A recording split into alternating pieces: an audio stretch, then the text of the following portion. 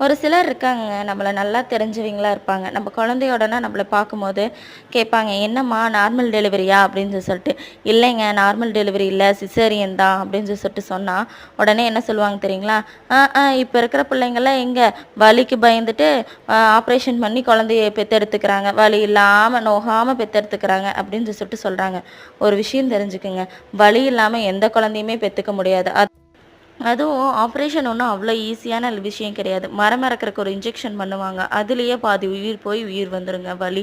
அந்த அளவுக்கு வலியா இருக்கும். அது போக 7 லேயர் கிழிப்பாங்க. 7 லேயர் கிழிச்சு தைச்சு ஒரு நைட்டு தான் விடுவாங்க.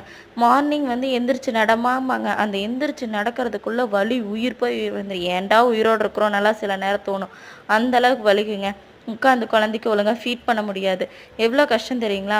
அந்த இன்ஜெக்ஷன் பண்ணது ஆயுசுக்கும் வலியா இருக்கும். சும்மா எதுவுமே தெரியாம யார பார்த்தும் வலி இல்லாம புள்ளைய பெத்துட்டேன்னு சொல்லாதீங்க.